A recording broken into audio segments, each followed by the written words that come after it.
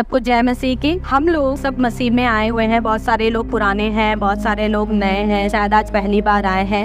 अगर पहली बार आए हैं तो अच्छी बात है हमारे लिए। आज से ही ये बात को सीखने का अवसर है कि हम मसीह में खुद को और अपने बच्चों को, हमारे घर में जो है उनको हम कैसे ले चल के आगे चल सकते हैं।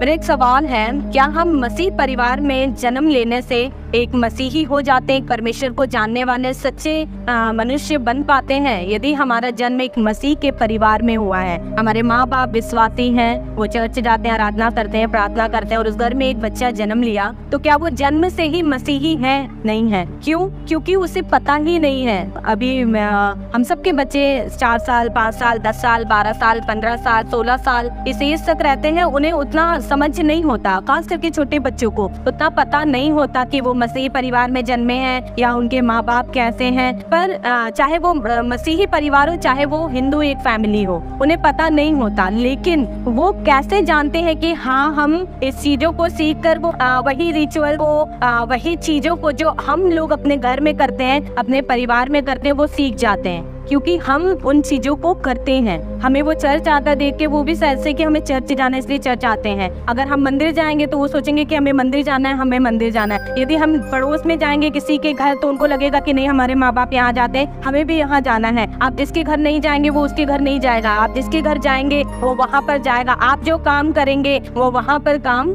करते हैं बच्चे, है ना। ये स्वभाव होता है, तो उसे पता नहीं होता। इसलिए हम लोगों को, छोटे बच्चों को जरूरी होता है बचपन से ही शिक्षा और ज्ञान देना, परमेश्वर का प्रेम के विषय में हमें बताना, सही और गलत के विषय में हम लोगों को बताना चाहिए। पर जो आज्ञा, जो प्रेम करना, परमेश्वर ने एक बेसिक चीजें, है ना, बच्चों को सही रीति से पढ़ने के लिए हम जो बाइबल से सीखते हैं वो हम लोगों को बच्चों को भी अपने सिखाना चाहिए। चाहे वो 4 साल का बच्चा हो, क्योंकि उतना छोटा बच्चा 4 साल 3 साल के बच्चे को समझ में आती है जो आप बातें कहते हैं। वो पढ़ना लिखना नहीं जाता, पर आप जो उसे देते हैं वो उन बातों को समझता है। और एक यंग एज का बच्चा जब वो जवान हो जाते हैं ना, तो वो इस परिस्थिति में नहीं रहते कि आप उनसे कुछ कहें वो सीखें। क्यों? क्योंकि वो बहुत सारी चीजें दुनिया में सीख चुके होते हैं। स्कूल जाना शुरू कर देते हैं, हर तरह के लोगों से मिलते हैं और कोचिंग जाते हैं, उनके फ्रेंड्स बनते हैं। वो जो करते हैं वो सब चीजों को वो देखते हैं, तो उससे भी वो सीखते हैं। इसलिए उससे बेहतर है कि हम अपने बच्चों को वहाँ जाने से पहले कुछ शिक्षा दे, थोड़ी शिक्षा कि हाँ, हमें क्या चीज करना है, कौन सी चीज अच्छी है,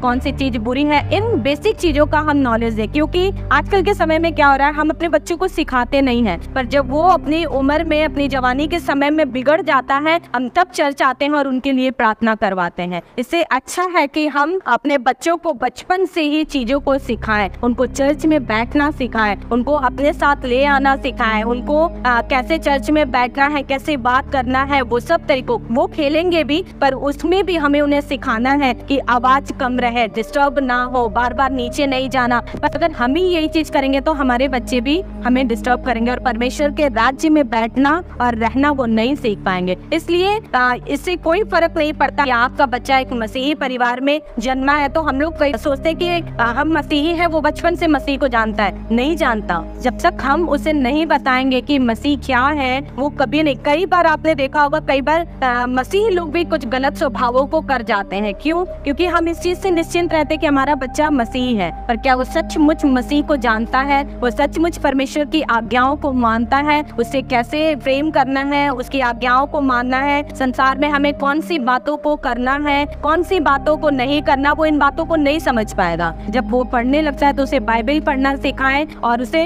मसीह की शिक्षा को दें। अगर ऐसा ही होता तो हम लोग पढ़ सकते हैं पहला शमूएल उसका 2 में, अपने घर जाके पढ़िएगा। वहाँ एली के बच्चों का जिक्र है। वो एक याजक के घर के बच्चे थे। एली परमेश्वर के राजभवन का याजक था उस समय में, है ना। उसका बहुत अच्छा याजक था वो। जब शमूएल जिसके वहाँ पे जा करके रहता था और सीखता था। अगर यही होता, एक शमूएल जो हन्ना का बेटा वहाँ पे उसने समर्पण कर दिया, वो जब मसीह को जाना तो वो एक अच्छा नबी निकला वो शमूएल। लेकिन वही एली के 2 बच्चे बहुत बिगड़ गए और वो अपनी जवानी की अवस्था में ही मृत्यु को चले। क्यों?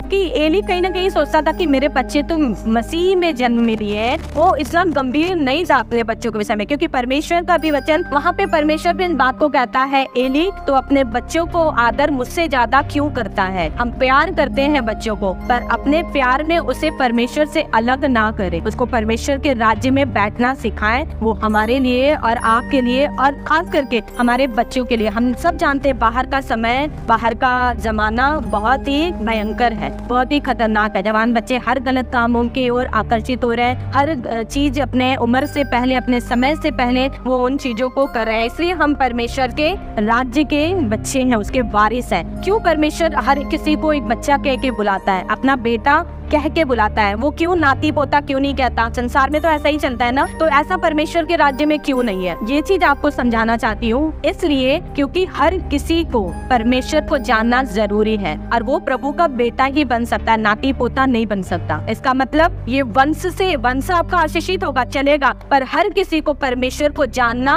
और उसका बेटा बनना पड़ेगा। इसलिए हम ऐसा बिल्कुल भी ना सोचे कि हमारा बच्चा, हमारे घर के लोग यदि मसीह में है, मैं मसीह में, कई बार हम लोग वचन को बहुत गलत तरीके से लेते हैं। परमेश्वर का वचन कहता है यदि एक विश्वासी तो पूरा घराना उद्धार पाएगा। इस चक्कर में हम लोग कई बार काम नहीं करते परमेश्वर का, अपने घर के लोगों को बताते नहीं है, उसको नजदीकी में लाना जरूरी नहीं समझते, क्योंकि हम सोचते हैं कि मसीह ने बोला है यदि मैं विश्वासी हूँ तो मेरा घराना भी उद्धार पाएगा। आपके पास समय है अपने परिवार को एक अच्छा जीवन देने के लिए, यहाँ पर एक अच्छा जीवन जीने के लिए और परमेश्वर को भावता हुआ बनाने के लिए। लेकिन अगर हम अपने घर को, अपने लोगों को नहीं बताएंगे तो हम में से बहुत सारे लोग नाश हो जाएंगे, जिसका लेखा परमेश्वर लेगा। यहाँ पे एक सवाल पास्टर जी पूछते हैं, हम में से बहुत सारे लोग जानते हुए भी भूल नहीं पाते हैं, शायद हिम्मत नहीं कर पाते हैं, शर्म आती है, खराब लगता है। सोचो परमेश्वर के सामने इनसे आप रोज मिलते हैं, आप अपने दुख मुसीबतों को शेयर करते हैं अपने पास्टर के साथ, तब आप नहीं बोल पाते। वो जो महान परमेश्वर है उसके सामने कैसे खड़े होंगे यदि रिश्ता एक बाप और बेटी का नहीं है तो,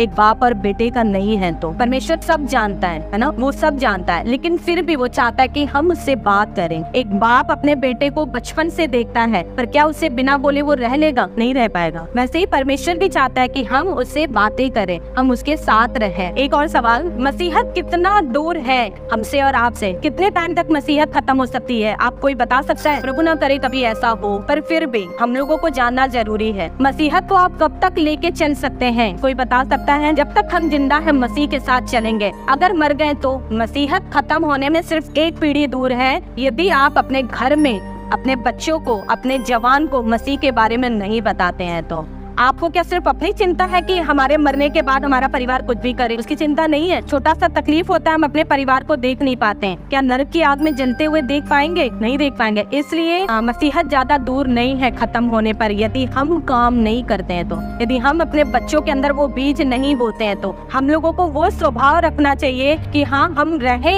ना रहे, हमारा बेटा, हमारे बच्चे, हमारा घराना मसीह को सदा धन्यवाद करने वाला बने। हमें प्रार्थना में कहना चाहिए, केवल प्रार्थना ही नहीं, अपने घर में, अपने परिवार में अपने लोगों को तैयार करके जाना चाहिए, ताकि हम रहे ना रहे मसीहत हमारे खानदान से खत्म ना हो। क्यों प्रभु बोलता है तुम्हारा वंश चलता रहे, तुम्हारी पीढ़ी दर पीढ़ी चलती रहे? पर वो आपने पहले देखा होगा दाऊद कहाँ से होकर के आए? वो अब्राहम के वंश से चल के आए। हम सब भी कहीं ना कहीं उन्हीं के वंश से अगर देखा जाए तो मिलेगा, लेकिन हम क्या आगे उन चीजों को तैयार कर रहे हैं? अगर अब्राहम के वंश से है तो आज बहुत सारे लोग आशीषित नहीं क्यों हैं? क्यों हर कोई आशीषित नहीं है? क्योंकि हम नहीं बताते हैं। हम सोचते हैं हमें सेवा करना है, हमें परमेश्वर के लिए कुछ करना है, पहले हम अपने घर में काम करें। अगर एक सीढ़ी आप नहीं चढ़ेंगे, दूसरी आप कब तक डाक के बढ़ेंगे आगे? और बढ़ भी गए तो आशीष नहीं मिलेगा। परमेश्वर के कार्य करने का ये तरीका है कि आप एक एक स्टेप उसके राज्य में प्रवेश करें, उसके कार्य में बढ़ोतरी करें, ना कि एक साथ। अब एक बात और, क्या परमेश्वर हमें लेने आ रहा है, किसी एक को लेने आ रहा है, या कलीसिया को लेने आ रहा है? कलीसिया को लेने आ रहा है, किसी एक को लेने नहीं आ रहा है। और कलीसिया किससे बनता है? हम सब जहाँ इकट्ठा होते हैं वो कलीसिया कहलाती है। इसलिए कोई भी ये ना सोचे कि केवल हम अकेले करें, हम चर्च नहीं जाएंगे तो कुछ उससे कोई हानि नहीं होगी। नहीं, हमें हानि है, हम शायद छूट सकते हैं, क्योंकि परमेश्वर अपनी दुल्हन, अपनी कलीसिया को उसको लेने के लिए आ रहा है। इसलिए सचेत रहिए और चर्च आना